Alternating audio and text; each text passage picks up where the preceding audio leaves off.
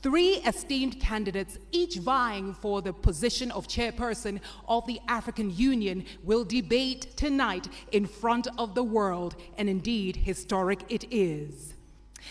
Mesdames et messieurs, Ladies and gentlemen, during the Mjadala debate, it is going to last 2 hours and we're going to be live, and we are going to introduce the various candidates for the post of chairmanship, and then we are going to discuss several burning issues on the African continent, and they will be answering several questions that have actually been prepared by an independent panel, so that at the end of the day, you Africans will get to know what the vision of these three candidates are for this continent.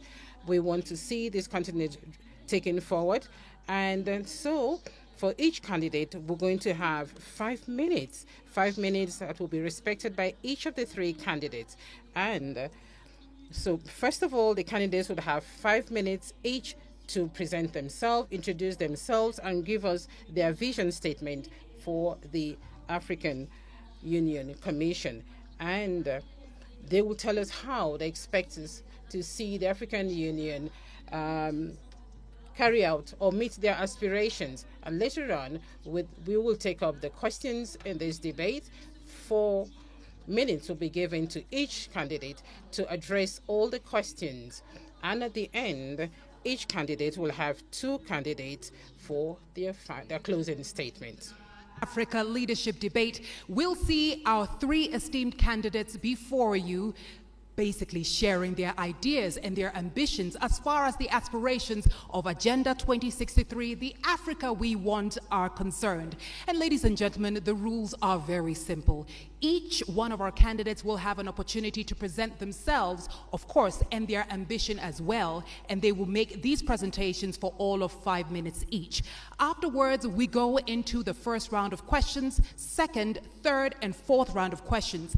Each candidate has 4 minutes to answer the questions in each of these rounds. And now, ladies and gentlemen, at the end, we have a 2-minute closing remark from each one of our candidates. Now that you understand why you're here and the rules have been set before you, also to mention that the questions you will be hearing tonight, the questions our esteemed candidates will be receiving, are questions created by a completely independent panel in order to promote peace, fairness, and transparency among us all. Ladies and gentlemen, with that established, allow me to welcome to the stage Ambassador Konjit, who is the chair of the African Union's panel of eminent Africans and the host of our gathering here tonight, to share the significance of the election process of the African Union. Ladies and gentlemen, please welcome Ambassador Konjit. Mesdames et messieurs, Ladies and gentlemen, we are now very pleased to call on Her Excellency Ambassador Konjit Sine Georges. She is going to give us her opening remarks.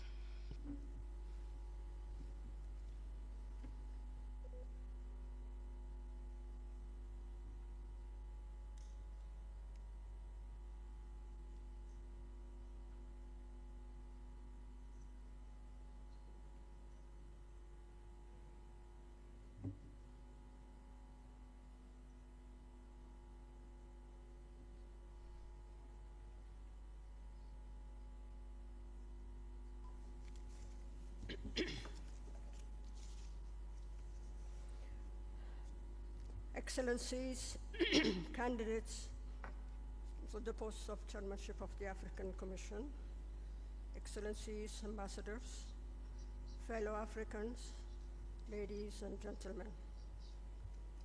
Heartfelt greetings to our live audience here at the African Union Commission in Addis Ababa and all African citizens watching this debate. On behalf of the panel of eminent Africans, it is an honor and a pleasure to welcome you all to the 2024 Mjadala Africa Leadership Debate. Tonight's event represents a critical milestone in our collective journey towards achieving the Africa we want under Agenda 2063.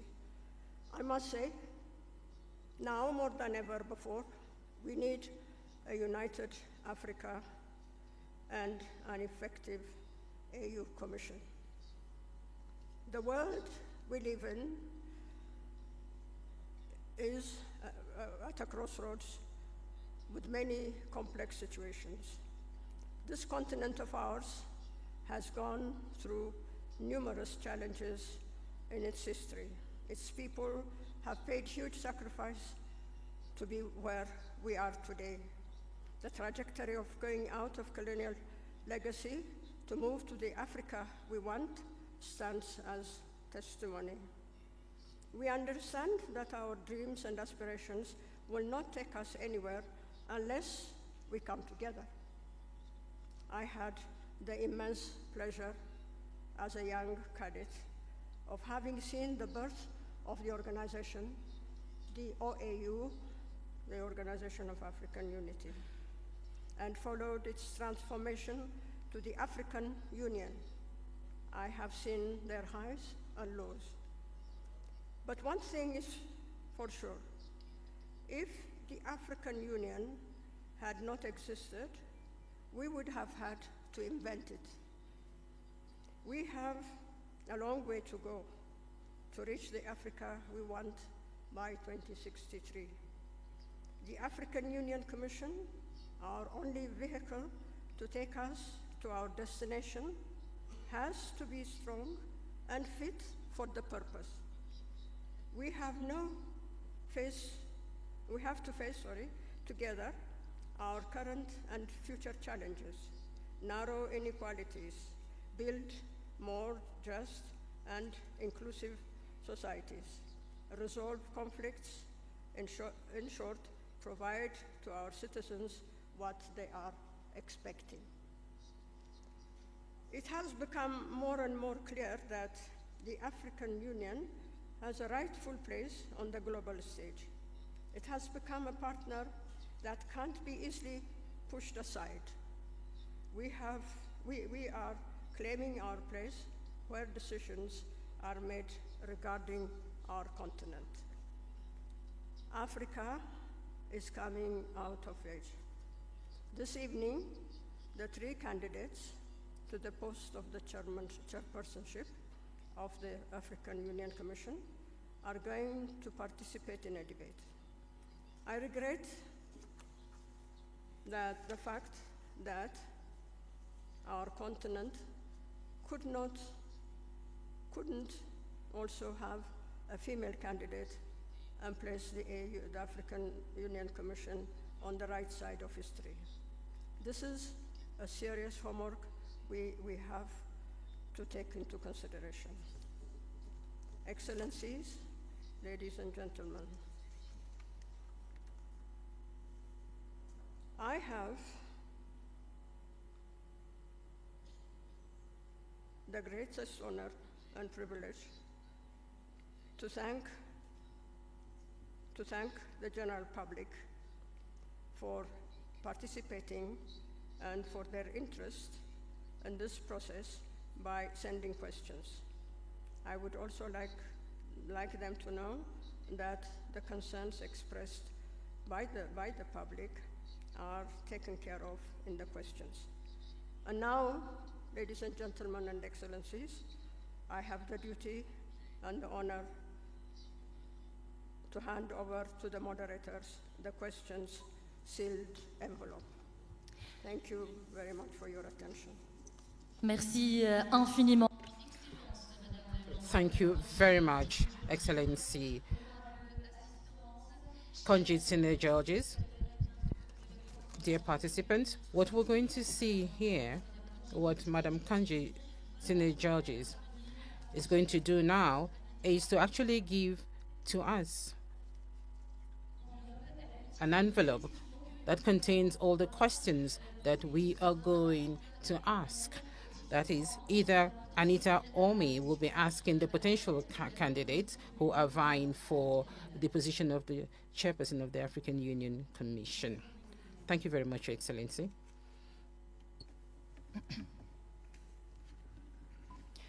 Ladies and gentlemen, as Fatima has outlined, Her Excellency the Ambassador has handed over the questions that have been curated by an independent panel.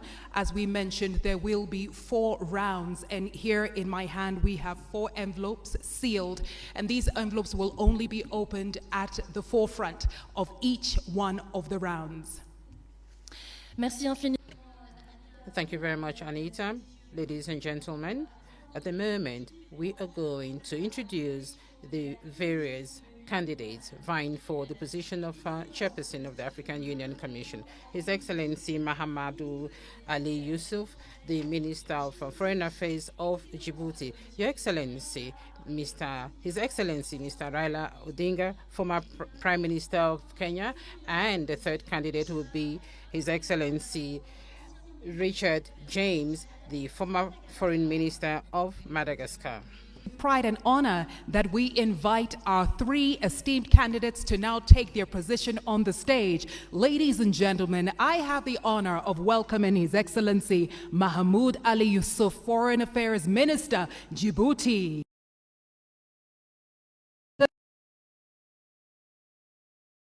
Former Prime Minister, Kenya, and we have His Excellency Richard J. Randiamandrato, who is from Madagascar.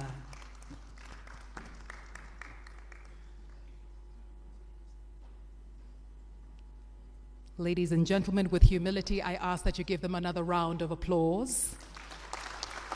These are our candidates for the chairperson position of the African Union.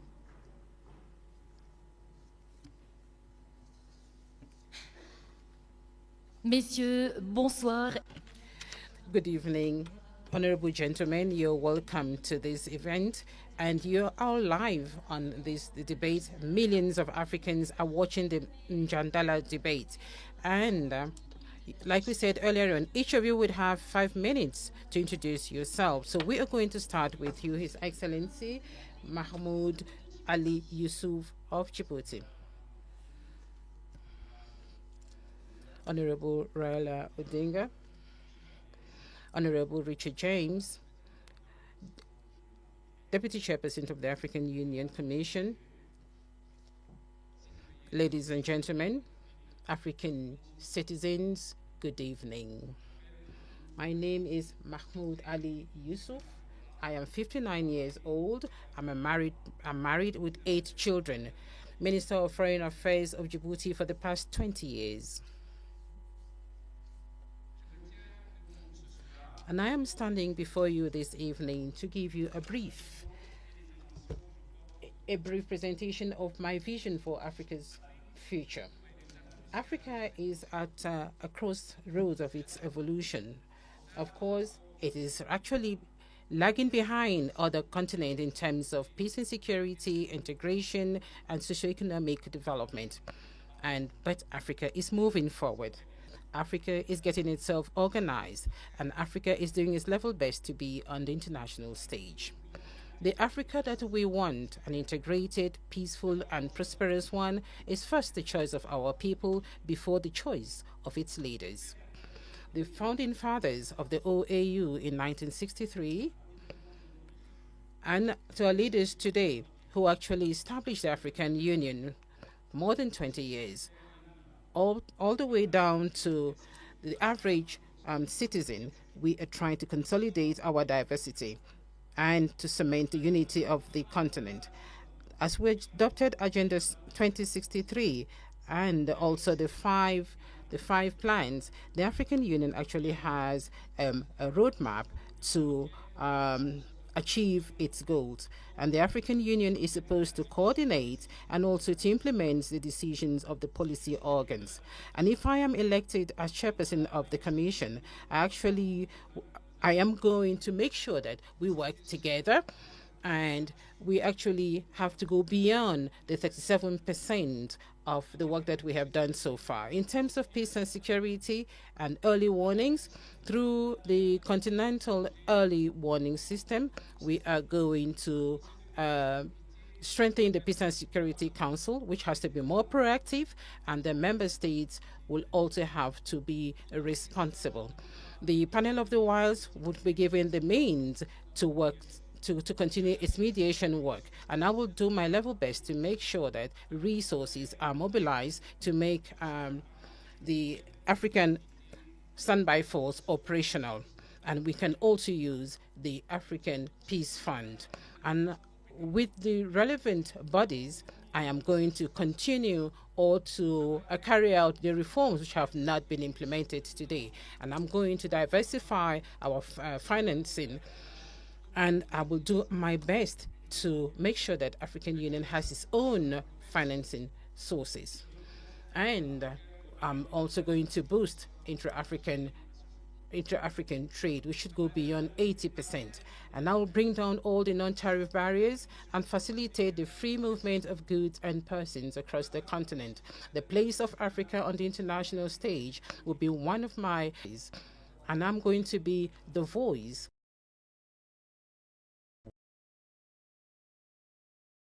into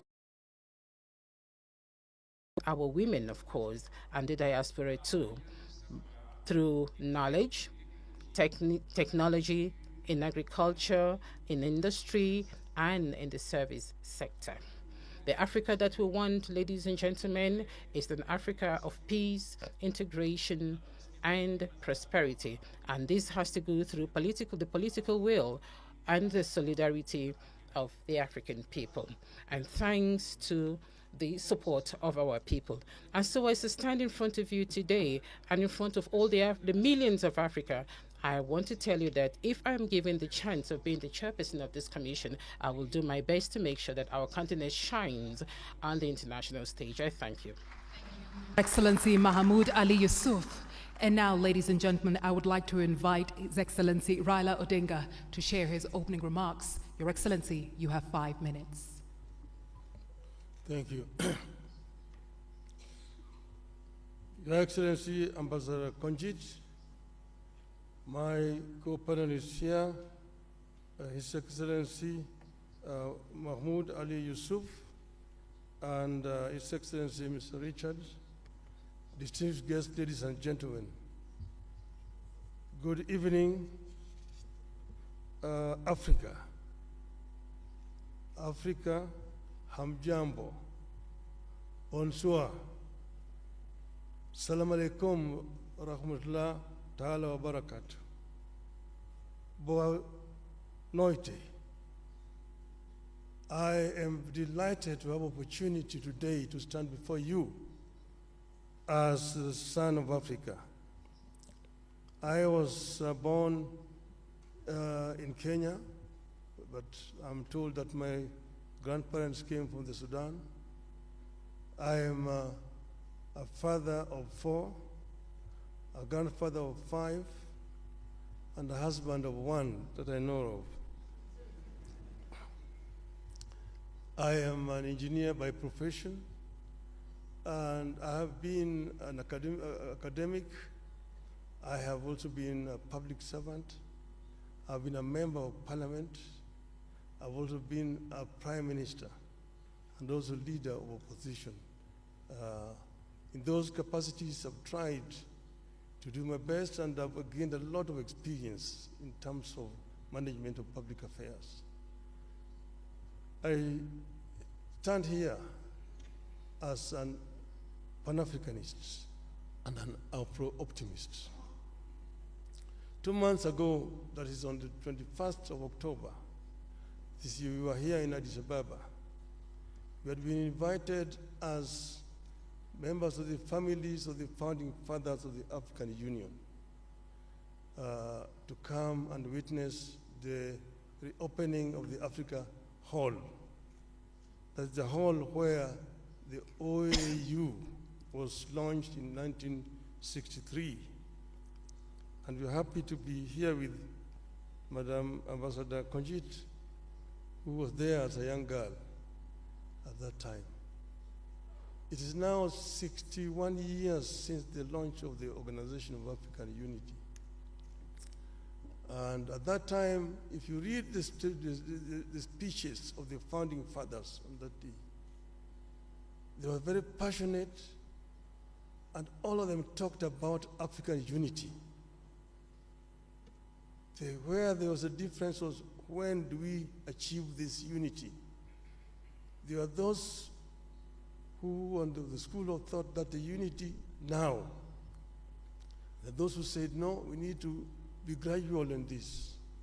Let us first build the building blocks, the regional unions, which will eventually translate into formation of the African Union as a whole. But now we have they came up 50 years later with Vision 2063, which now hopes to get Africa united, one union government by 2030, and move on to attain the vision, the wishes of the founding fathers of Africa. I say that I have the experience. I've been part of this movement for changing the continent. We know that some achievements have been made. Africa is now completely liberated, but there's still work to do. And I believe that I have what it takes to get us where we want to do. In the field of education, in the field of health, in the field of value addition to the abundant wealth that we have on the continent, in the field of trade, inter-African trade. I have acted as the African Union High Representative on infrastructure. And in this I know that we have very comprehensive programs in PIDA, Program for Infrastructure Development of the Continent. What remains is action. And what I want to promise the African people is that I am going to lead from the front to ensure that we achieve the visions of the founding fathers of our continent. I thank you. Merci infiniment. Thank you very much, the candidate from Kenya, Honorable Raila Amolo Odinga. Now we're going to listen to His Excellency Randra Mandrato from Madagascar. Excellence,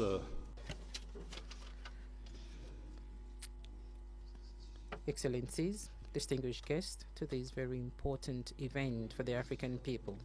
As you can see, we are 3 candidates, not 2 candidates, like you see on social media. And we are standing in front of you today to convince you of how serious we are and how seriously we're going to work towards the African Union involvement. So who am I? I am one out of 1.2 billion Africans. Just like you, I started from very humble beginnings, from the very beginning. I was a young consultant. I was a researcher in microfinance sector, and I traveled across many African capitals, about 41 countries in the year 1989. Just like you, it was difficult for me to find a job, but I did find a job which was at the level of my capacity. And just like you, I actually built my career based on my conviction that each African citizen can actually survive. And just like you, today I am standing before you because I believe that I have the confidence and the trust of the president of Madagascar, and I am proud. I am proud that I was actually supported by my country. Just like you, I've actually come a long way, and I have actually gotten to this level where I have the trust of my government. I was Minister of the Economy in my country because that is my specialty. I was also Minister of Foreign Affairs, and I'm here today standing before you to talk about Africa. Africa is actually the second dynamic economic region in the world, and is actually making progress.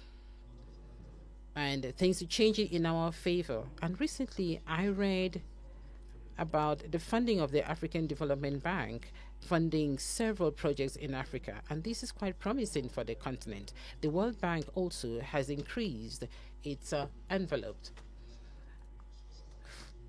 funding 75 countries, 75 less developed countries.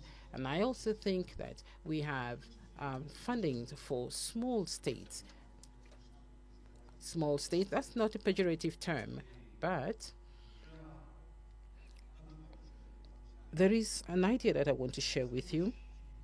Africa is moving, first of all, the states that are actually seeing a 3.4% economic growth per year, but I think we should do more than that. And then we have our own house. Here we are, the African Union, which is our home. And what I have noticed is that there is an Africa which is actually moving forward, which is a dynamic Africa, and then there is the African Union, which doesn't really have the capacity for it to move forward. I am here before you today because I think it is indispensable and it is a must that those who want to have the quality, competence, conviction, of course, today, I think that I have those qualities, and I hope that I've been able to convince you. Thank you very much. Very much, Your Excellency Richard Randyamandreto from Madagascar. And now, ladies and gentlemen, this officially brings us to the beginning of our debate, where we move into the first round of questions.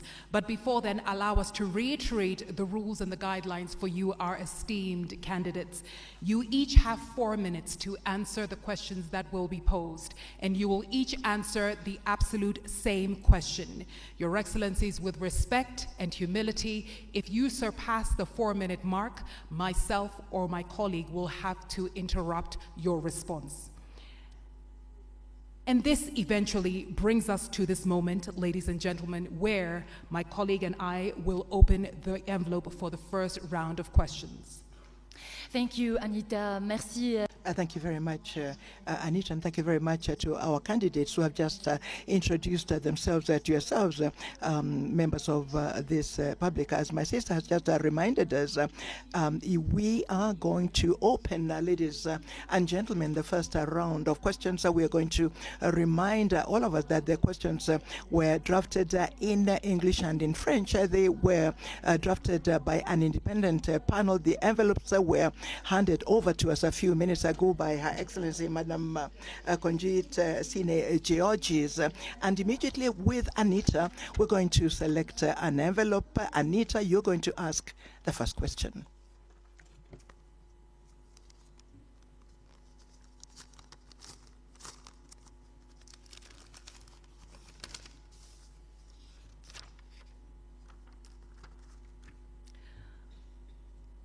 Esteemed candidates, your question in English, and after that my colleague here, Fatima, will translate in French.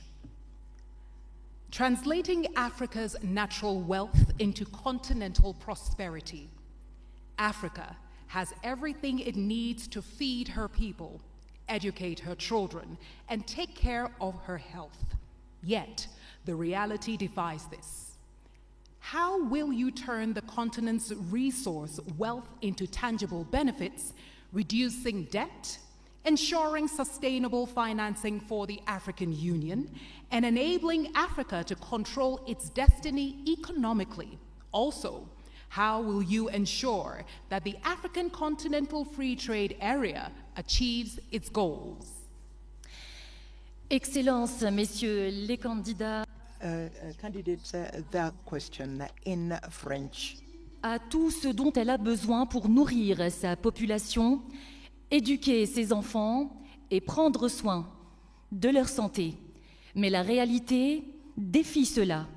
Comment allez-vous transformer la richesse en ressources du continent en avantages tangibles, réduire la dette, assurer un financement durable pour l'Union africaine et permettre à l'Afrique de contrôler son destin économique En outre, comment allez-vous garantir que la zone de libre-échange continentale africaine atteigne ses objectifs? Et on commence avec le premier candidat de Madagascar. Excellence, vous avez 4 minutes pour y répondre. This question talks about the hopes. Then the first hope is that is contained in Agenda 2063. And we are going to just try and respond to this question. Perhaps not answer it completely, because you can't answer it in just 4 minutes. You can't show academically what it is that we can do in order to respond to this aspiration. So aspiration 1 of Agenda 2063 is as follows: a prosperous Africa based on inclusive growth and sustainable development. Your question is huge.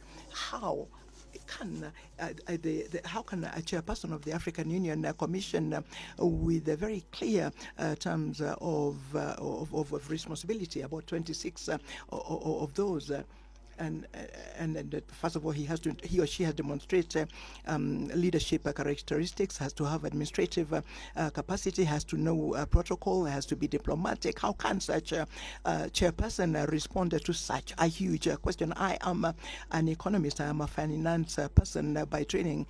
I do have some ideas to share. First of all, I can emphasize the importance of continuing to develop the economy at the continental level. You did mention our joint initiative about developing trade through, in theory, liberalization of trade, liberalization of the circulation of persons throughout our continent.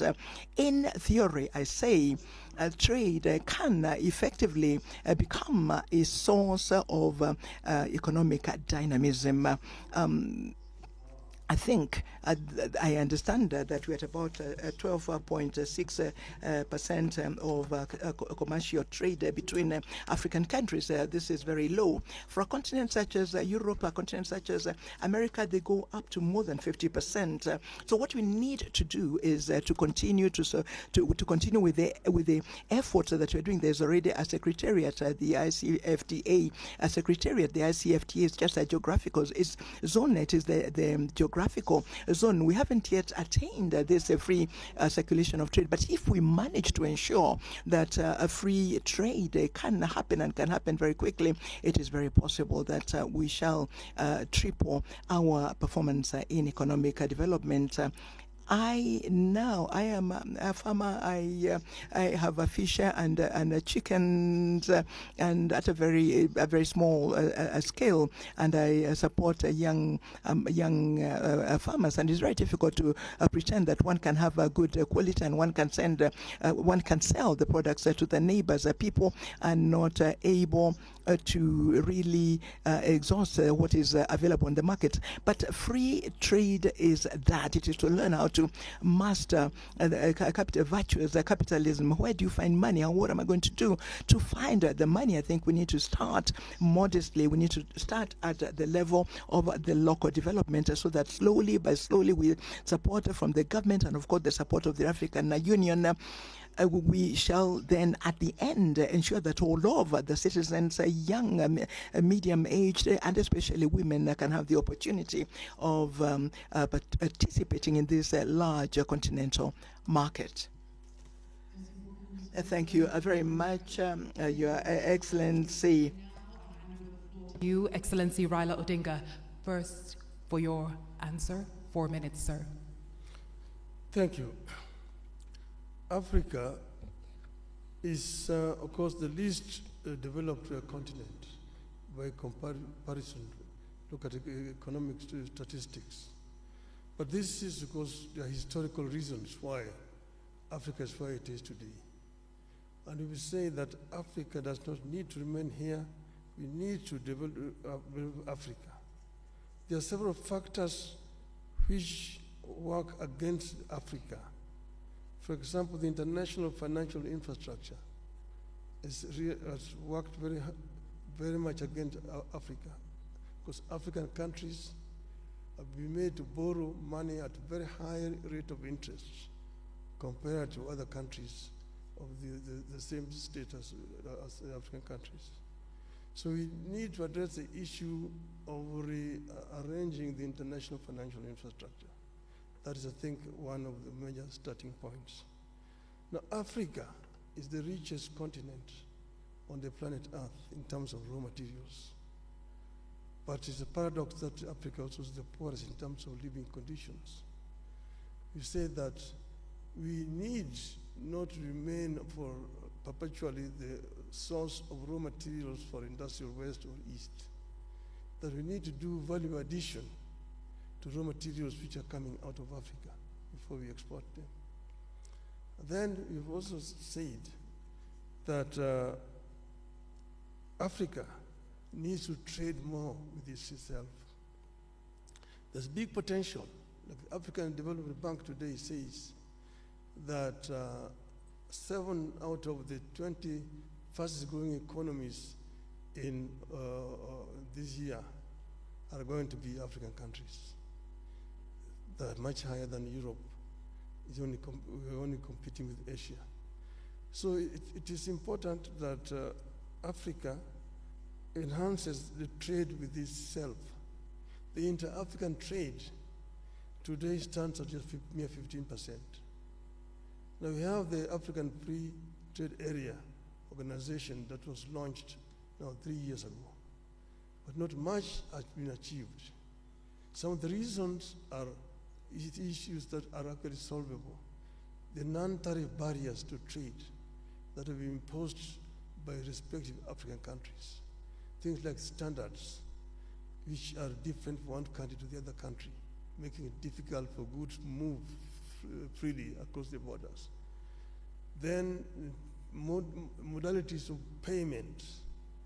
And then there's the other issue of infrastructure. I worked for 5 years as the African Union High Representative on Infrastructure Development. And here is another problem, because goods cannot move freely because of lack of adequate infrastructure within the continent. Kenya exported tea to Ghana, and it took 3 months of tea to travel from Kenya to Ghana. We have major infrastructure projects, the high-speed continental railway, the inter-African highways, Cape to Cairo, Tunis to Cape, Dakar to Djibouti, Dakar, Lagos, Mombasa, and so on and so forth. All these need to be developed. Energy is another factor. Energy is too expensive, but we can reduce the cost of energy and go green in the continent. Thank you so much, Excellency. Candidate from Kenya, et à présent, mesdames et messieurs. And now, ladies and gentlemen, the response from His Excellency, the candidate from Djibouti. When you talk about the riches of Africa, we often think about natural resources, and the riches of Africa begins with its people. We have 1.4 billion inhabitants on the continent, and more than 60% of this population is young between 0 and 25 years. The first wealth of this continent is in its people. We must have the capacity to think about how we can ensure that these people, this population, can benefit not only from the existing wealth, but also add value to that wealth. How can we go about that? Through universal education, quality education in our countries. We should have the capacity of offering our citizens a free education from the primary to the university levels, and ensure that this education is spread in all of the regions of our continent and of our country. We must remove the obstacles to education. The feminine population represents 50.2%. There are still cultural obstacles. There are obstacles to the education of girls. We must concentrate on valorizing our human resources. And then we have fertile land. What are we doing with this fertile land? We are still in many countries using very archaic agriculture. It is time to begin to develop an agriculture that I would call modern. It does exist in many countries. Look, for example, at a country such as Rwanda, tea and coffee are actually, there's value added locally. Countries such as Ghana, countries such as Cote d'Ivoire, cocoa is transformed locally. Now, these raw products that we sell without adding value, we must be able to add value locally so that we can increase the wealth and also create employment. The transformation of agricultural products is a priority. So today, agriculture in many countries uses biotechnology. It uses the drip system. It uses seeds that are modified, that are quality seeds. Ethiopia uses quality seeds in order to be able to produce maize. Today, Ethiopia produces maize and wheat because of these seeds that are quality seeds. It is important to think about transforming agricultural product in place that will ensure that the people can get out of food insecurity, ensure that there is a specialized agriculture. There has to be areas of specialized agriculture, and that, I would say, is one of the steps that will lead to ensuring that this world there can be at the benefit of the population. And then we come to natural resources. I acknowledge the work by President Museveni. He has said that he will not export petrol or gas as long as there will not be a refinery in Uganda. These are the examples from African leaders who take the destiny of their people in hand so that they can actually have value added locally. Now, trade, everybody knows that it is through trade that development happens. Look at China. China and all over the Chinese economy really target production and exportation. When you add value to our products, we can become exporters. Let me talk about tariff barriers and non-tariff barriers. That is not the problem. I think that the situation must be to, first of all, protect our wealth by transforming them locally. Thank you. Thank you, Your Excellency Mahmoud Ali Yusuf. Of round one, where I'm happy to announce we have a 5-minute break, and after this break we come to round two. You have been tuned in to us here from the African Union headquarters here in Addis Ababa, and we are bringing to you Mjadala Africa Leadership Debate 2024 with our 3 esteemed candidates vying for the position of chairperson of the African Union. Merci infiniment, cher candidat. Thank you very much, candidates, for having answered to the first question of the first round. Ladies and gentlemen, there's still 3 rounds to go in which you will all participate. And we're going to take a break of 5 minutes. We'll come back immediately after. Thank you very much for having listened to us. Thank you.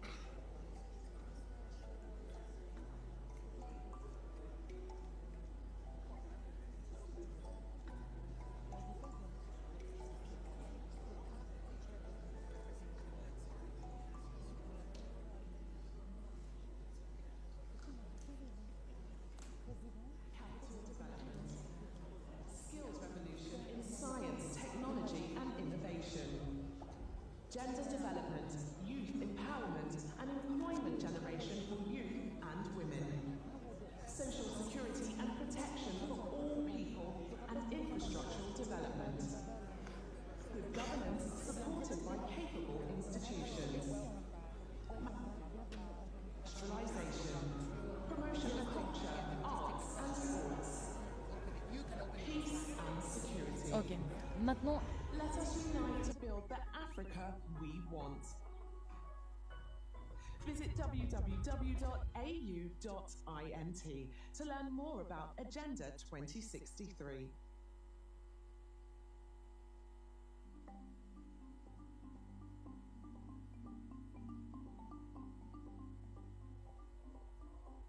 ADEP, it is the flagship program. It is the all-food system that exists for us to implement and make sure that all our citizens on the continent have access to affordable, safe, and available food. It is difficult to talk about agricultural transformation when we have to rely extensively on extremely subsistence kind of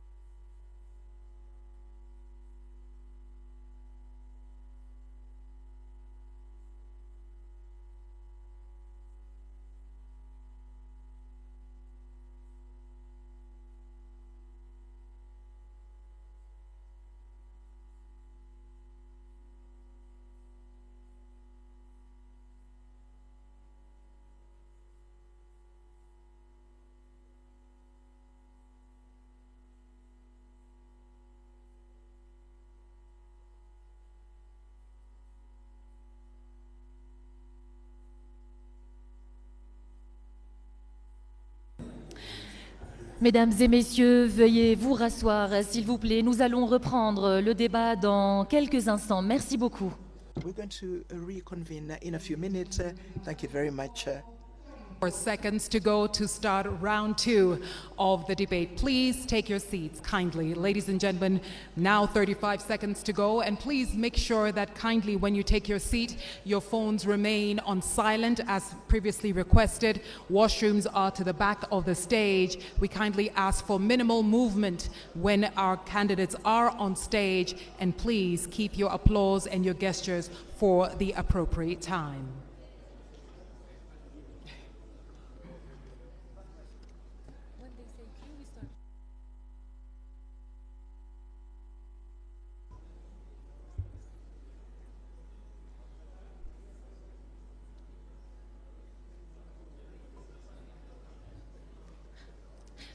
Mesdames et messieurs, bienvenue encore une fois parmi nous. Ladies and gentlemen, welcome yet once again to Mjadala Africa debate direct from the African Union headquarters in Addis Ababa. We're very happy to work with you this afternoon as moderators of this debate. For those who have just joined us, I'd like to remind you that just a few minutes ago we listened to answers to the first round of questions with their excellencies, Mr. Mahmoud Ali Yusuf, the Minister of Foreign Affairs of Djibouti, His Excellency Raila Amolo Odinga, former Prime Minister of Kenya, and finally Honorable Richard Randriamandrato, former Minister of Foreign Affairs of Madagascar.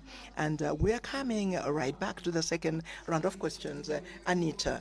About to start the round 2 of our debate here in Mjadala Africa Leadership Debate, where we are witnessing and listening to 3 esteemed candidates, each vying for the chairperson position of the African Union Commission.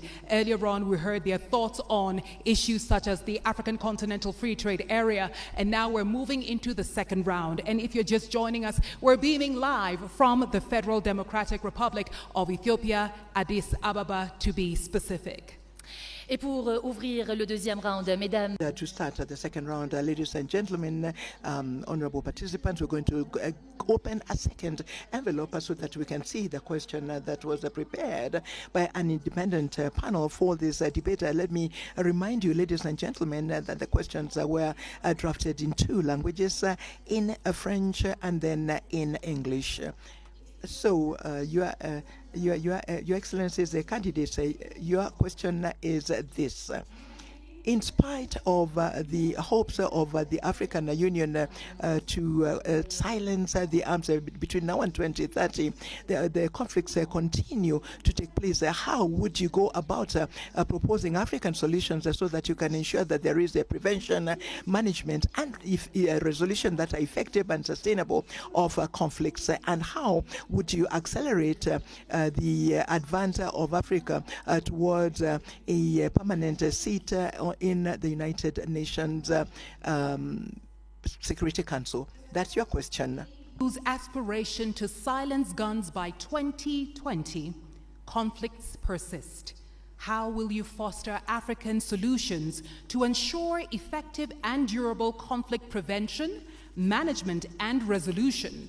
And how do you plan to accelerate Africa's push for a permanent seat on the United Nations Security Council? Ladies and gentlemen, our esteemed candidates, the first to answer this round of questions will be His Excellency Raila Amolo Odinga.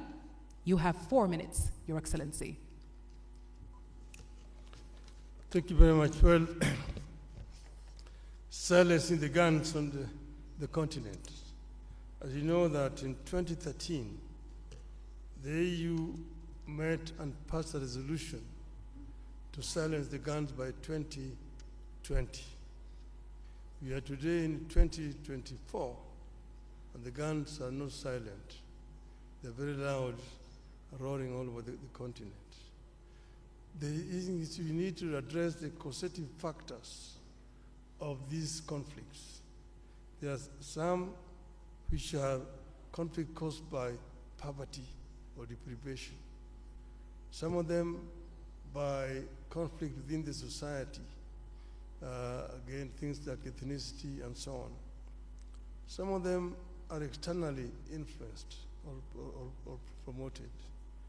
Some are religious and so on.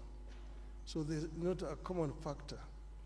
But what you need to do is to address the causative factors which could translate into these conflicts throughout the continent. And this is what I will do myself. First, as you know that our African countries are not at the same levels of development.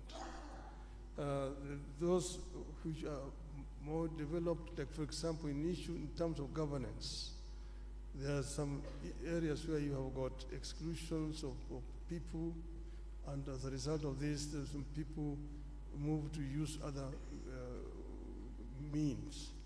We need to find a way of creating an environment of dialogue within our societies so that we can be able to prevent these differences, conflict ending up into violent confrontation between the various groups. We don't need to put a time span, but I'm sure that it is possible to end these conflicts and stop the guns by 2035, in my view. The other one is the issue of Africa's representation on the Security Council. This is something that's been long overdue. As you know, that the UN was formed at a time when most parts of Africa were colonies. And that's why the UN structure as today does not deal with the realities of the world today. And the situation where you have 5 countries sitting in the Security Council with veto powers, and Africa is not represented, a continent with 1.4 billion people, is not tenable and it's not accessible. And that's why I'm not going to talk about Africa's representation, but we're going to insist that Africa must get 2 permanent seats the UN Security Council. This is only fair because we are a continent of 55 sovereign nations. We cannot be excluded when Europe has got 3 permanent representations on the Security Council. Permanent representation with the veto powers is a must for Africa. And this I'm going to insist when I'm elected. If the heads of state of Africa sees fit that I should lead this, I will work together with all the leadership of the continent to ensure that the continent gets a fair treatment on the international scene. Thank you so much, Excellency. Candidate from Kenya. Et maintenant, mesdames et messieurs. And now, ladies and gentlemen, the response from His Excellency, the candidate from Djibouti, His Excellency Mahmoud Ali Yusuf. Silencing the Guns is a flagship program, one of the 15 that our leaders have endorsed years ago. And then they put a number of mechanisms and structure around this flagship program so that peace becomes a reality on our continent. The first structure is the African Peace and Security Architecture. And then we have the strategy that we all know, Silencing the Guns. And to support this strategy, the African Union put in place a number of mechanisms. One of them is the Peace and Security Council. The other one is the Committee of Elders, the Committee of Chief of Staff. We have the Peace Fund, and we can rely on every kind of mechanism. So why is peace is not, let's say, a reality on the ground on our continent? There are a number of reasons. One of them is the political will of countries. We have to be outspoken and frank. We make decisions at the Peace and Security Council level. These decisions are not implemented. Our Peace and Security Council is not proactive. It is reacting to crises when they occur and happen. This has to change. And I'm sending a message to our member countries saying this has to change. The number 2 problem that we have to face is our standby forces. We have them on the papers. Of course, sometimes we can mobilize them, but they lack resources. We are still relying on foreign partnership for our resources. Let me give you an example. ATMIS. Since 2007, ATMIS has been financed by the European Union and the United Nations, up to 2.7 billion euros. Now, financial resources are critical. Why should we have the money so that we can operate on crisis ground on the continent? Because without money, we cannot deploy our standby forces. Without money, even the committee of mediators cannot go and discuss with the stakeholders. They sometimes wait for the tickets, the per diems, days and days and days. It's very critical that the Peace Fund, in which we have $400 million, that the Commission and the PRC, get to the compromise situation where that money could be used for peace on the continent. So far, only the interest of the 400 millions are used. And I'm really shameful when I say, DRC have been given 1 million for peace, issues through this fund. And they have given to, another country 1.5 million. It has to change. We need the authority from the member countries so that we can use this money, the $400 million, to keep peace on our continent. There are so many other bottlenecks that needs to be handled very quickly. But money is one of them. The Peace and Security Council mission is the second problem. And then we have a third one. This one also has to be underlined very, very seriously.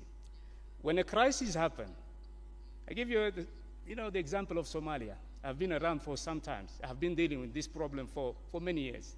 When there is no unity of purpose between the countries around this country, neighboring countries, this country will never stand on its feet. That's what we are experiencing today in the Sudan. Hundreds of thousands of people have been killed, millions displaced. Neighboring countries are still fighting on the Sudan, and the African Union and IGAD are watching. Sorry, sir, your time is up. Okay, sorry, because I can talk hours about this No issue. problem, sir. Thank you so much for your contribution. And ladies and gentlemen, as a reminder, especially to our esteemed candidates, if you go beyond the time, I will be forced to interrupt, and I don't want to do that, so please forgive me. May we kindly have our last candidate, His Excellency Randir Mandrato, to respond to the question. Your Excellency, the floor is yours. Faire taire les armes.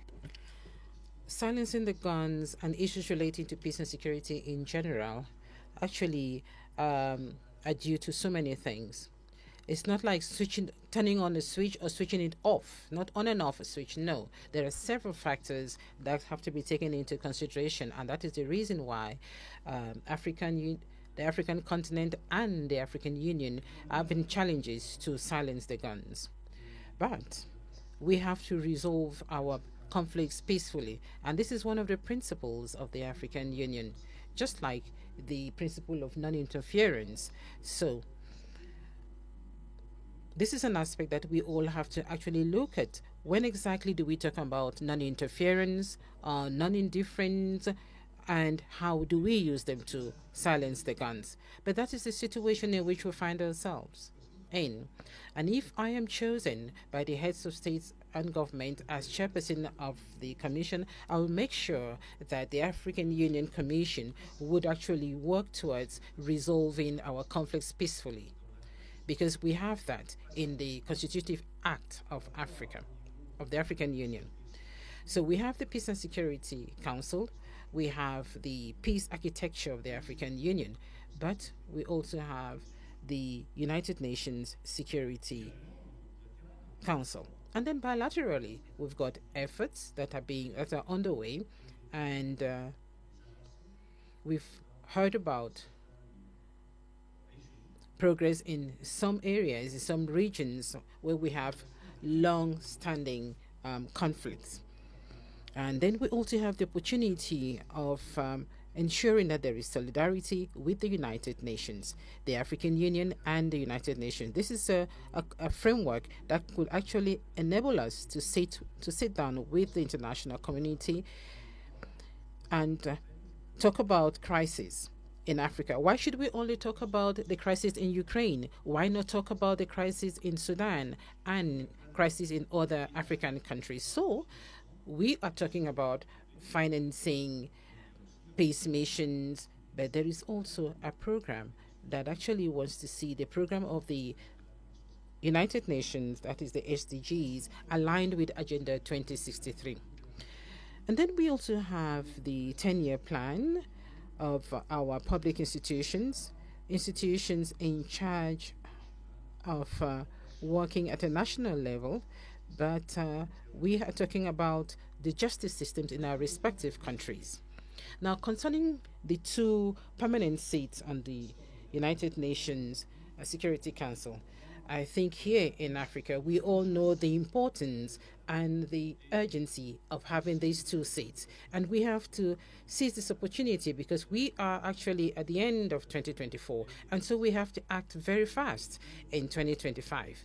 And this should be the mantra of the African Union in 2025. And so, of course, we have to make sure that we can actually speak with one voice on the choice of who will represent Africa on the United Nations Security Council. It's not going to be easy. It will be up to the heads of states to decide who will be the continent's representative. And now we'll conclude to say that, like this morning, I read in the newspapers the problem between Ethiopia and Somalia, and this was being resolved by Turkey. The mediator is Turkey. Let us be responsible. Let us be serious. The African Union should be that person doing the mediation. Thank you. Thank you very much. Thank you very much, candidate from Madagascar. Ladies and gentlemen, this is the end of our second round. And without any transition, we are going to step into the third round, and we are going to discover the question. Anita, you have the floor. Now, ladies and gentlemen, we move into the third round. Once again, if you're just joining us, these questions have been formulated by an independent panel, and the questions will be open and seen only at the beginning of the round, as I'm doing right now. Esteemed candidates, On the topic of reviving Pan-Africanism and countering external influence, Pan-Africanism is declining, and external powers and internal divisions challenge Africa's integration efforts. What specific steps will you take to rekindle the spirit of Pan-Africanism, counter big power politics on the continent, mobilize African countries behind a common integration agenda, ensure resource self-reliance, and position regional economic communities at the center of this process? Cher candidat, Distinguished candidates, your question is as follows in French. l'africanisme est en déclin et les puissances extérieures et les divisions internes remettent en cause les efforts d'intégration en Afrique. Quelles mesures spécifiques comptez-vous prendre pour raviver l'esprit du panafricanisme contre la politique des grandes puissances sur le continent, mobiliser les pays africains derrière un programme d'intégration commun, assurer l'autonomie en matière de ressources et positionner également les communautés économiques régionales au centre de ce processus? Et nous allons commencer tout de suite avec le candidat. And we will start with the candidate of Djibouti to provide his answer. You have 4 minutes. First and foremost, we have to understand that we are living in a world which is multipolarized world. This is a world that is actually multipolarized, and this world would not provide space for a continent or countries that do not have the right economies, the military strength, the capacity that is required, and mostly that continent or country that is not on the world stage. This is a reality. So what can we do? What should we do? I think it is very important that the Global South should actually take action. And in the Global South, it is Africa that actually has to stand out. And how is Africa going to stand out? If we do not represent much in terms of global trade, you cannot actually sit around a table where decisions are being taken for the destiny of the world. And so integration is, I would say, an obligation, is a must. When we talk about obligation, it is important that the AFCFTA should actually be functional. It is important that intra-Africa trade be developed, and it should go beyond 18%. It is important that African countries should actually use their own resources.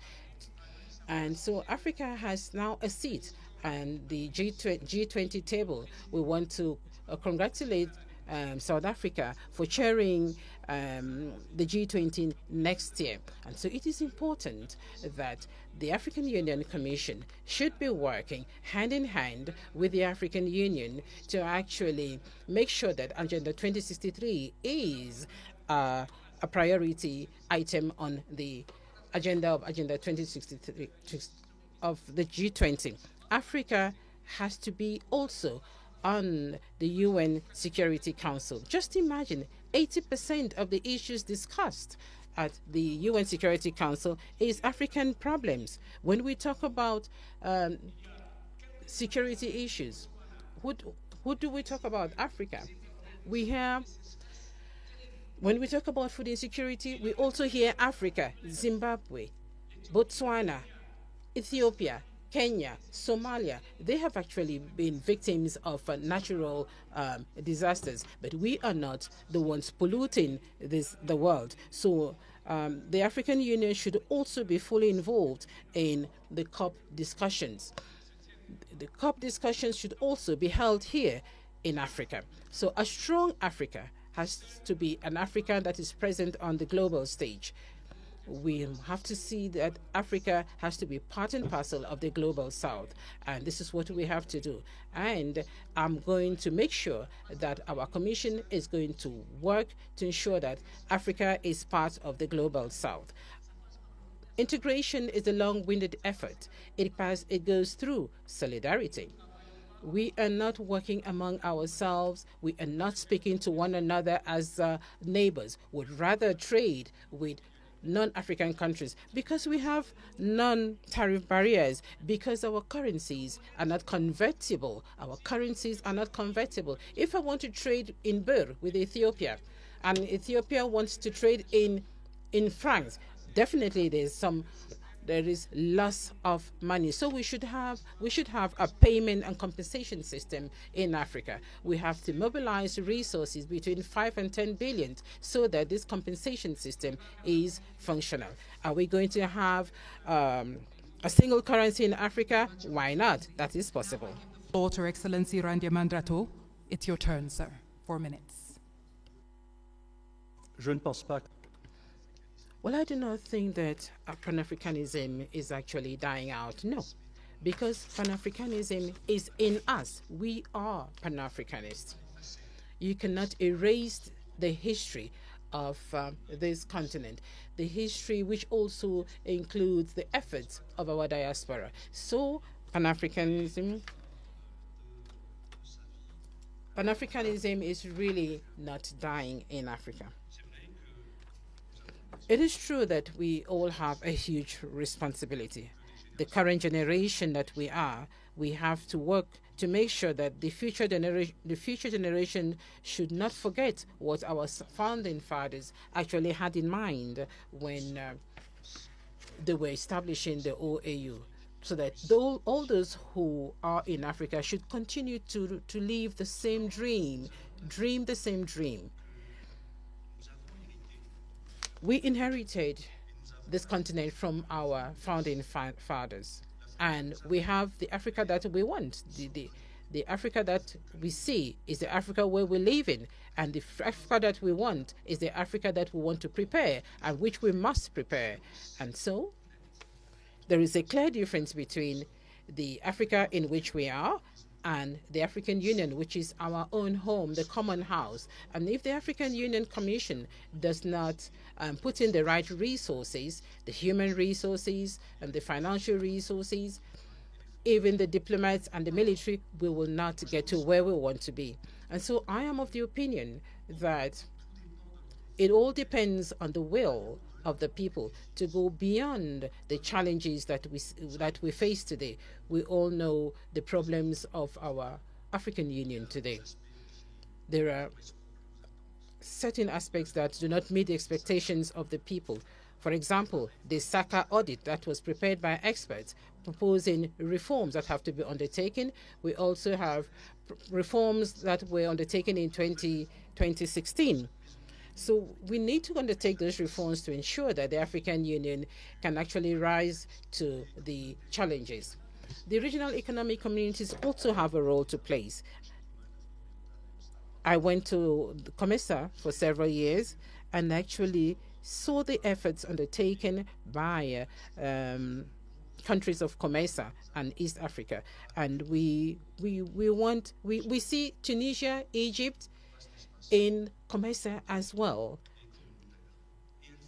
And this will continue. We have the Abuja Treaty actually defined gradual integration at the regional level and then the continental level. And I know we will get there. And I am going to work with the members of the next commission so that together we can actually make all of this easy. And lastly, I think we should also bear in mind, we should also think about the military bases, the foreign military bases in Africa, in African countries. Some countries have already started to take their own destiny in their hands in terms of their security. We should be brave enough, we should actually have that courage to make sure that we can actually stand out there as adults that can actually take their destiny in their own hands. Foreign military bases in Africa, we do hope that in a few years' time, those military bases will be a thing of the past, because these military bases are actually a source of conflict. Thank you. Thank you very much, Excellency Randia Mandrato, candidate of Madagascar. Now we listen to Raila Amolo Odinga, candidate of Kenya. Thank you. Well, I mentioned earlier on about the inter-African trade. which today stands just at 15%.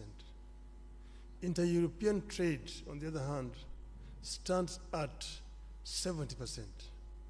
Inter-Asian trade stands at 60%.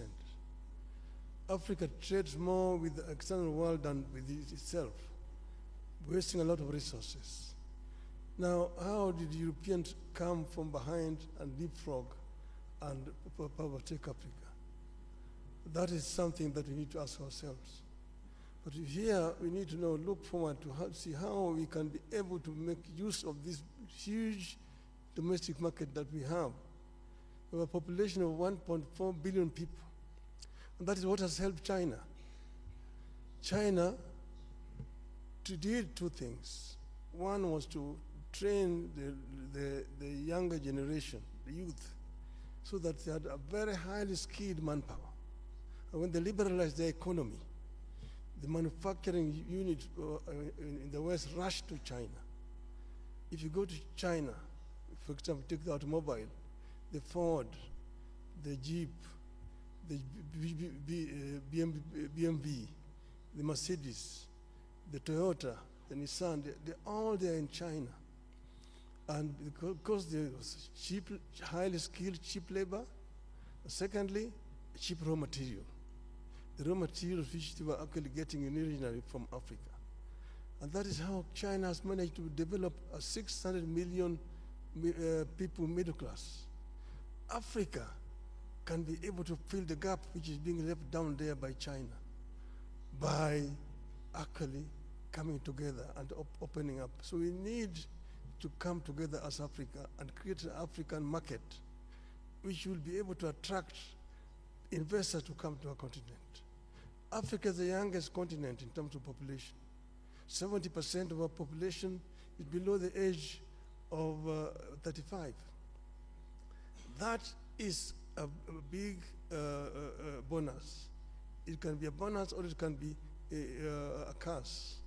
If the youth are not empowered, given requisite knowledge and skills, they become a drug to society, drunkards, drug addicts, and criminals.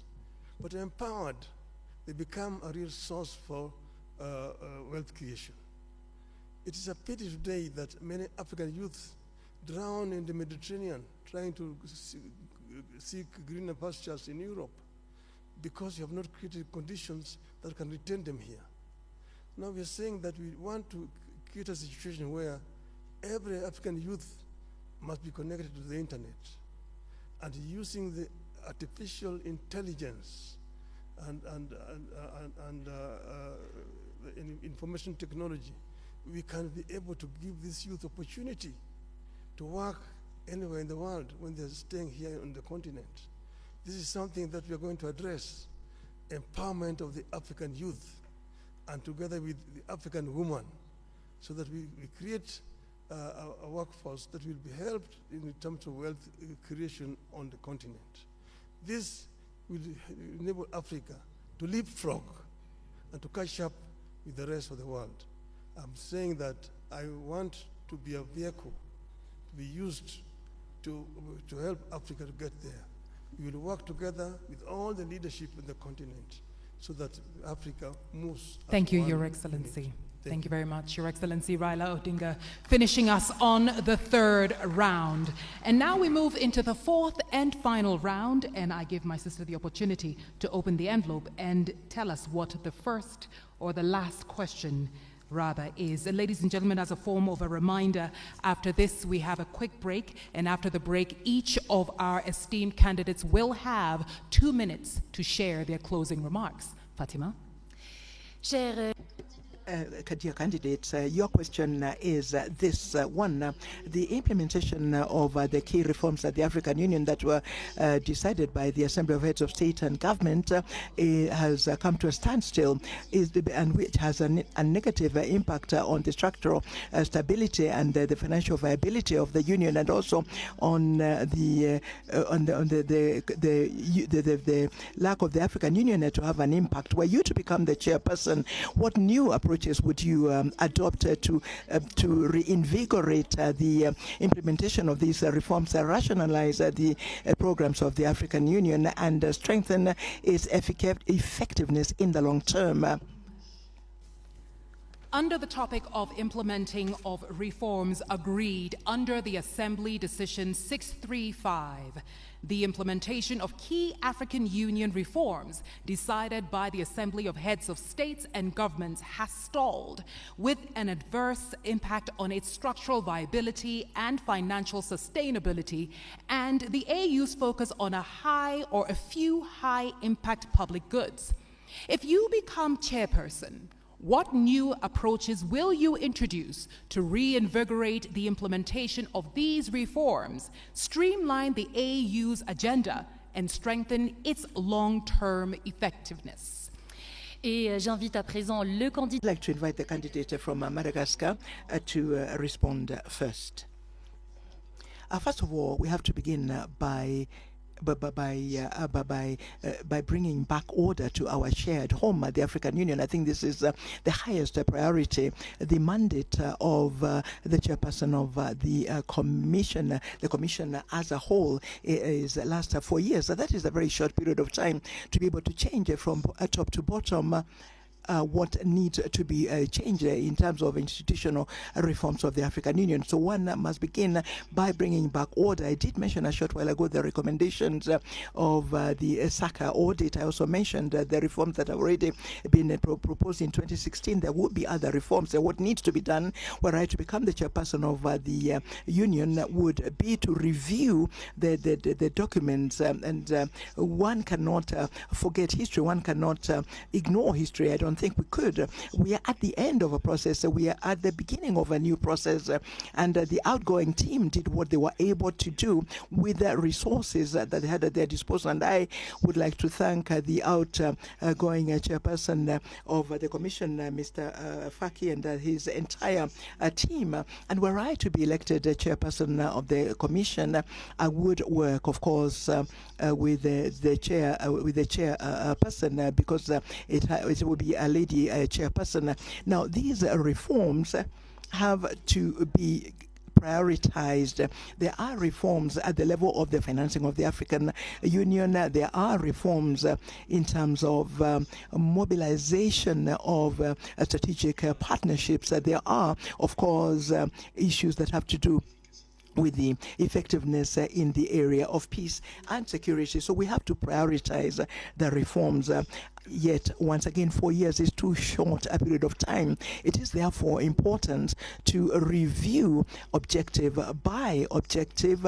Strategic objective is what I mean of the 10-year plan 2024-2032. And since it was my responsibility in COMESA, one can perhaps plan for strategic planning over perhaps 2-3 years, which strategic planning would make it possible for us to identify the urgent issues and to align the financing of these issues. The 10-year plan does not allow one to do this. And maybe were we to have a strategic plan, we could perhaps be more specific and address the matters that needed to be addressed urgently in the way of reforms. And I also think, as I said a short while ago, that the organs of the African Union, beginning with the Conference of Heads of State and Government, but also the committee of the PRC, the Permanent Representatives Committee, with the Pan-African Parliament and the other organs, all the organs of the African Union, should agree on the speed they should work at, so that at the end of the day, the reforms become visible, become tangible, and that the citizens of the continent can appreciate the effectiveness of a new the effectiveness of the new African Union led by a new team. Thank you. And now I yield the microphone to you, Excellency Raila Odinga. 4 minutes, sir. Well, we know where we are as African Union, and that's why the heads of state came up with that committee on reforms, which was headed by former president, current Rwanda President Kagame. The chairmanship has now been passed over to Honorable William Ruto, President of Kenya. I have had long discussions with President Kagame when he was chairing that committee, because I was working as a high representative of the AU on issues of infrastructure. And I know the kind of frustrations that you feel working that way. I know that 93% of the resolutions that are passed by the heads of state at the assembly are never implemented. Now, some of them are resolutions which were probably not necessary.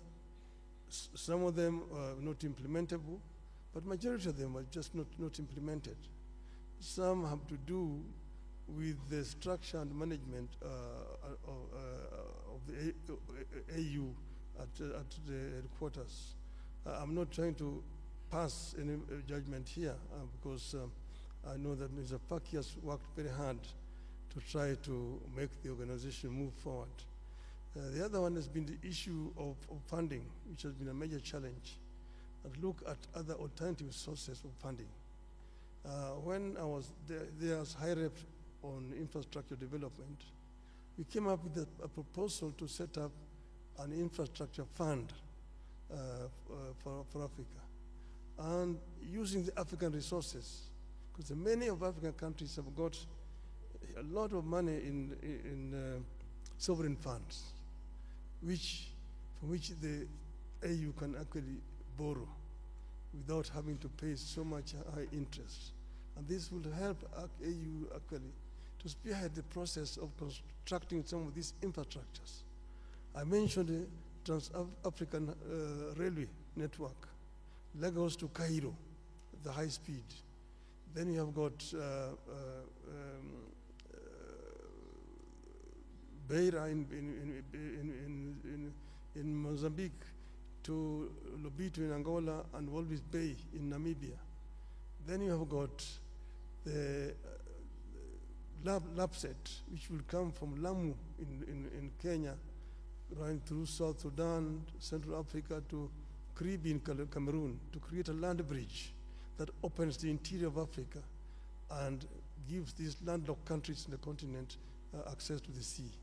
So some of these are possible, but we need to think out of the box and ensure that most of these reforms which are being proposed are implemented.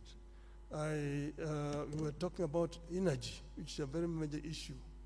And we have got the Grand Inga in the Congo, which can actually power the entire continent with power pools, southern power pool, eastern power pool, central, western, and northern power pool. That will help us to lower the cost of energy in the continent. That would be a revolutionary change on the continent. Then you've got the connectivity, fiber optic connectivity, open skies, opening up the skies for movement of people. And then visas, to do with visas are a big issue. Many African businessmen cannot travel across the continent because they don't have visas. Excellency, I'm really sorry to interrupt you. Les 4 minutes se sont écoulées. Nous allons maintenant suivre. We are going now to listen to the response from the last candidate for this round, the candidate from Djibouti. Let me start by paying tribute to our heads of states who have endorsed those reforms in 2017. And then the champion for those reforms was His Excellency President Kagame, and he passed the responsibility to President Ruto. Now, there are a number of reforms that have already been implemented. We have to recognize that. The size of the commission, we had 10 commissioners, chairperson, deputy chairperson, and 8 commissioners, and it has been reduced. We have what we call a golden rule in terms of managing the staff and the personnel. I'm still waiting for the SACA program to be implemented. I hope that this hot potato will not wait for us, one of us, when we'll be elected. But I hope that the SACA process will be implemented. It is about the personnel, the staff.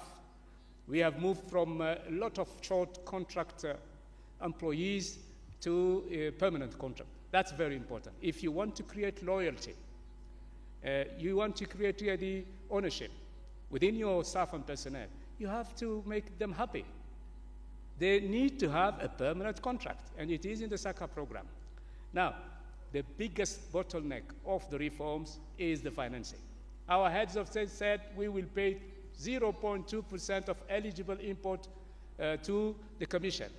Only 17 countries, 17, are applying and abiding by that rule. It has to change. I'm not going to impose that on our leaders. It's not my intention, but I will advocate for it. It's very important to have, that particular issue of mobilizing and fostering financing be resolved immediately. Then, our experts, there is a unit in the African Union Commission called the Reform Unit, led by Mr. Makoko, a very able African expert. But there are so many reforms that have not been implemented. One of them is PAP, the Pan-African Parliament. It's still a consultative organ. When is the Pan-African Parliament will become a legislative organ? They have passed in 2014 a protocol. Only 15 countries ratified that protocol. And this is one of the major reforms that we have to implement. Then we have on the judicial sector, the Court of Justice, the Commission of Human Rights. Sometimes they are fighting on issues. The Court of Justice do not open its doors to nationals, to African citizens, to NGOs. They are complaining. I am hearing complaints about the African citizens with regard to the Court of Justice. And then they are fighting who is doing what, the Commission of Human Rights. These reforms have to be implemented. And the Bureau of Liaison, a liaison bureau, we have so many on the continent. That's double use of those bureaus. Time is running, time is flying. So we have to rationalize. How can you imagine that you have 3 bureaus in the same region? And we're saying we should have the golden rules for management. And whenever we want to touch one of the bureaus, it's a political matter. It's useless, but it is a political matter. The country that is hosting the bureau is saying, you won't touch it. It has to change. It needs leadership. It needs understanding, negotiation, but it has to change. If you want to change things, we have to be frank and outspoken. We have to be, really tough when it comes to be tough, and lean when it comes to it. We have to do it. We have to do it. Yes, sir, your time is up. And now, ladies and gentlemen, that brings us to the end of round 4. If you are just joining us, we've had 4 rounds, and each of them has touched on a thematic area. And now we will go for a quick break. When we come back, the candidates each have 2 minutes to share their closing remarks. Mesdames et messieurs, nous remercions bien. Ladies and gentlemen, we'd like to thank our dear candidates for having responded to the last question of the 4th round of this Mjadala Africa Leadership Debate of the African Union. Thank you very much for staying with us. We'll come back in a few minutes. We're going to take another short break. And after the break, each candidate will have 2 minutes to make their closing remarks. See you in a short while.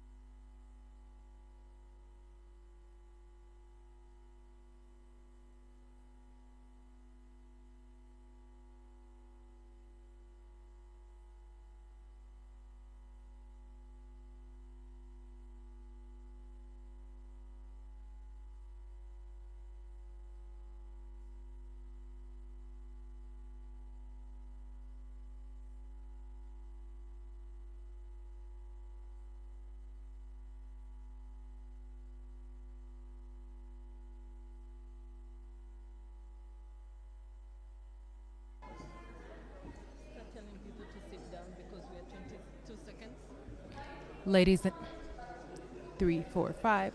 Ladies and gentlemen. Ladies and 3, 2. Hello. 1, 2. Mesdames et messieurs, merci beaucoup. Ladies and gentlemen, thank you very much for coming back with us. So we're going to reconvene in a few minutes for the closure of the Mjadala Africa Leadership Debate of the African Union. Thank you very much for having joined us this evening. Last part of our programming this evening. Please take your seats. Thank you.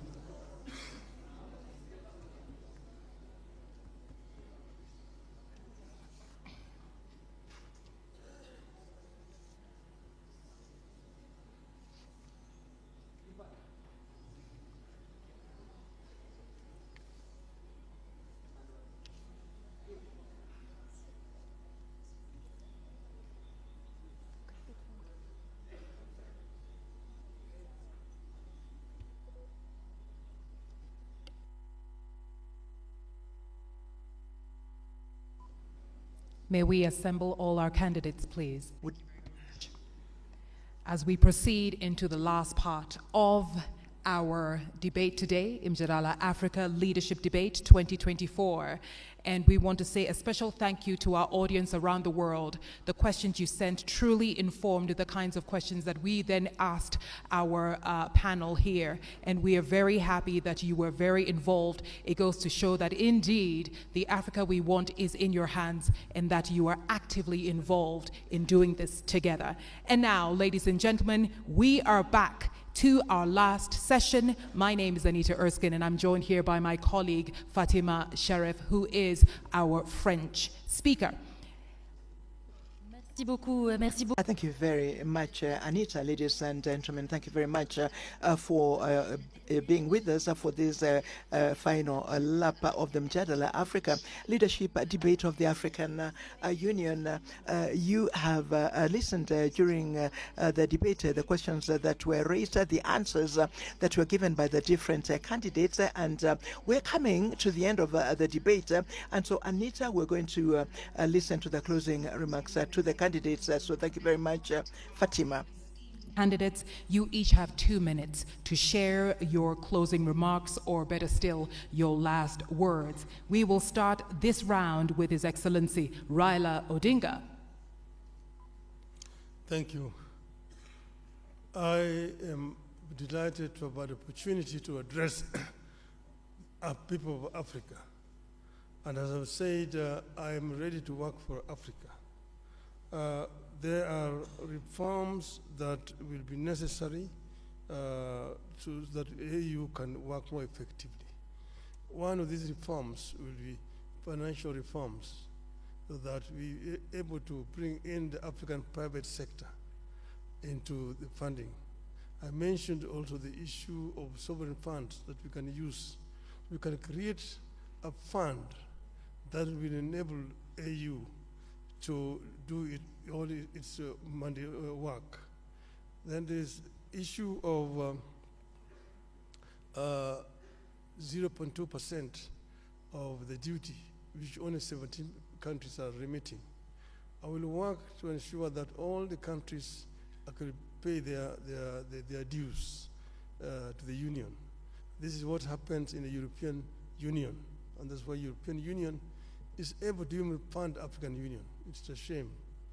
If we can be able to fund this organization out of our own resources on the continent, and this is what I'm going to try to do. And I said that I am ready on day one when I'm appointed. I will not need any kind of induction. I'm ready to work for the continent, and I will offer my best. The days of Africa have come. The African lion will begin to roar and tell its Asian tiger counterpart and the European bear and the American jaguar that this is going to be Africa's millennium. the 2000. Dear candidate, I'm 21. really sorry to interrupt you once again, but It's these are the African- rules of the debate. African year. Nous allons maintenant, mesdames et We are going now, ladies and gentlemen, give 2 minutes to the candidate of Djibouti closing remarks.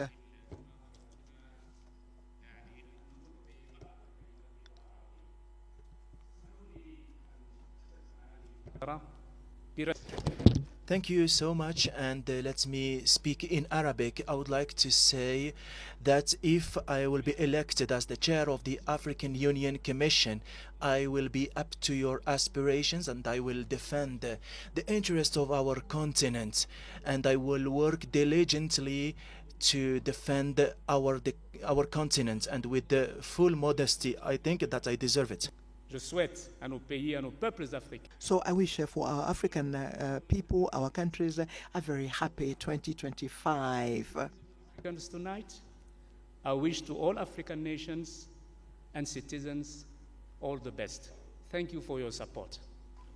Thank you very much, Your Excellency. And now, 2 minutes for you, His Excellency Richard J. Randemandrato. En 2025, In 2025, there will be a new team that will be leading for 4 years. They will be leading the African Union Commission for 4 years. And there shall be 8 high-level public servants like most of us. And we shall be the ones to continue with the reforms.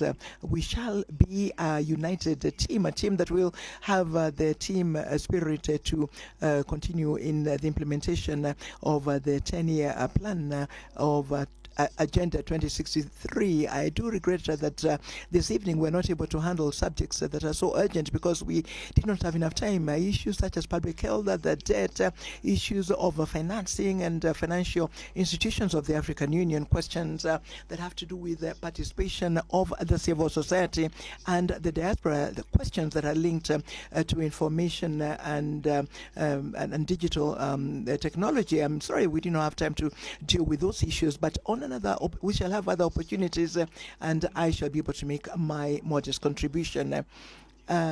Like in public sport, there have to be players, and there have to be those who choose, who select the players.